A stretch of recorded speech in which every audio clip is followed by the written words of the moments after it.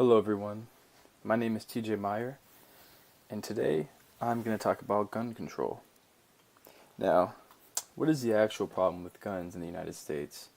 All throughout history, people have used guns for many things, whether bad or good, but now it seems like people are forgetting why guns became a thing in the first place.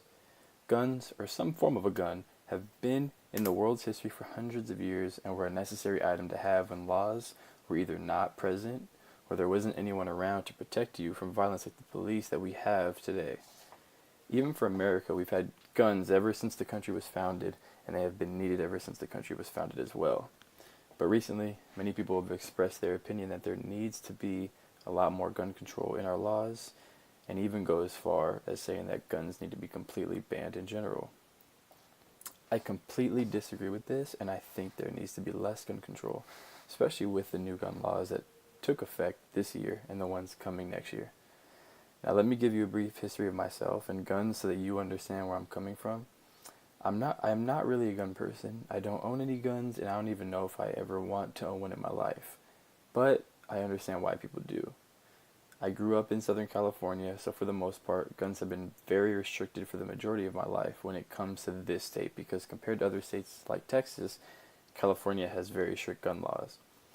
My mother and father were both police officers, so everywhere they went, they carried their gun, even when they were off duty. Obviously, it is more acceptable for police officers to carry guns, even when they are off duty, because of how many threats for their life they get while on the job. So thankfully, I don't hear many people complaining about off-duty police officers carrying guns. My mother was lucky enough to never be involved in a shooting during her time as a police officer. My dad wasn't so lucky. He was involved in a shooting during his time with Riverside Police Department, which included him getting shot at many times during the altercation and resulted in him and another fellow police officer fatally shooting the suspect. Thankfully, my dad came out alive and well, but obviously he had a hard time for the next couple months dealing with the fact that he had taken someone else's life, no matter how horrible the person was. So when it comes to my dad, a gun definitely saved his life. So like I said, I've never been into guns when it comes to having them as a collector or even for a hobby, but I do understand why people want them.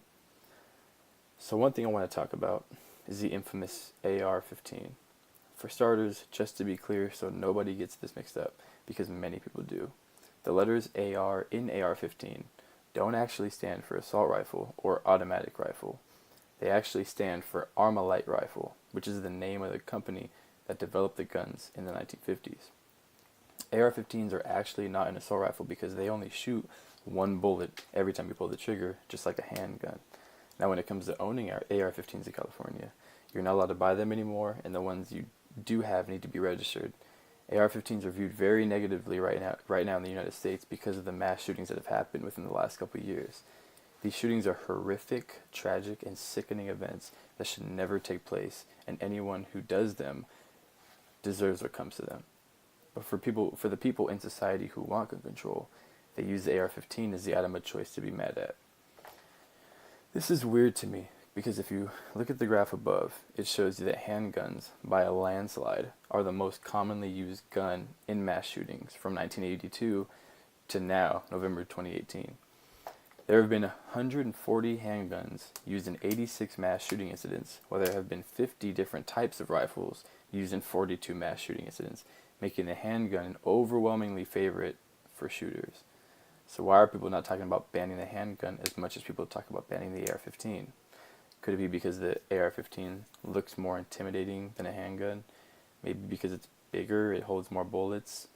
At the end of the day, if somebody wants to commit a mass shooting, they're going to do it regardless if AR-15s are banned or not, which we see because, like I said earlier, handguns are overwhelmingly the favorite right now. Now, another thing I hear a lot about when it comes to being for gun control is the thoughts about assault rifles.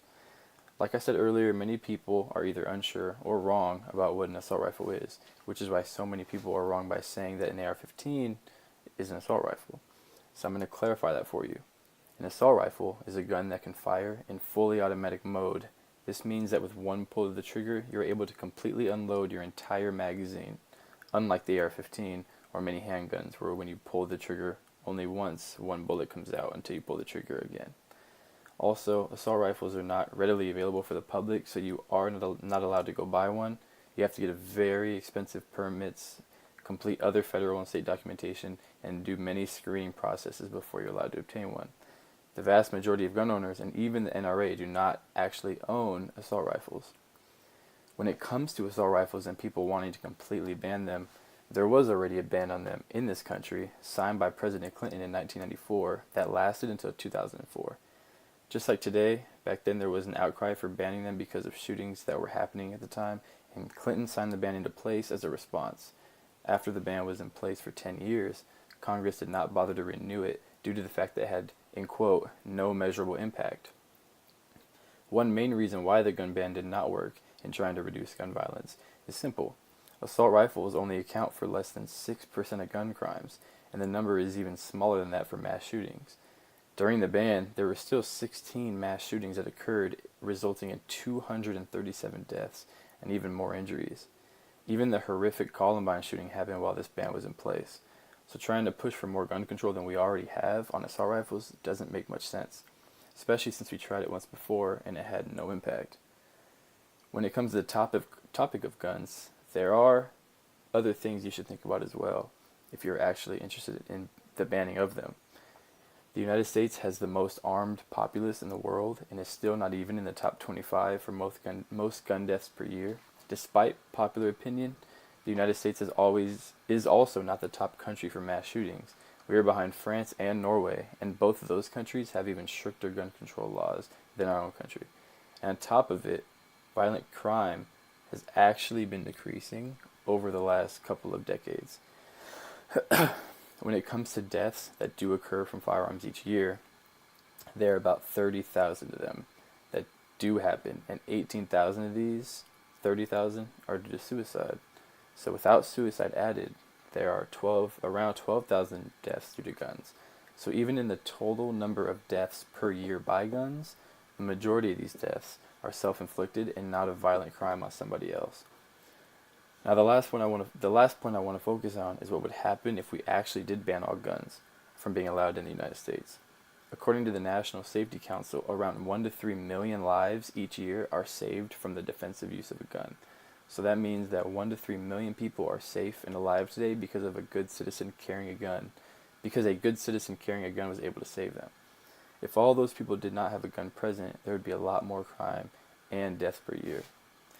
Also, if you think about the fact that women do have a huge chance of being victims of violent crime, like kidnapping and rape, by disarming the population, you are also disarming the defenseless women who want to have a gun with them for protection. So by condoning a gun ban, it would seem that you are okay with stripping a woman who is walking to her car at night after a late shift from having a gun to protect herself in case anything were to happen.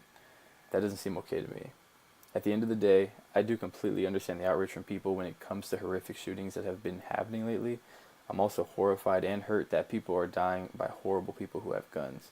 But the thing is that if we were to ban guns, you are leaving only the good, law-abiding citizens without them, while the criminals who want to get a gun will still be able to illegally. I think we need to pursue other factors of why these shootings are happening and turn our attention away from guns being a problem and see if there is anything else we can come up with. And I know many people have made claims about mental health being a huge reason, which I understand as well.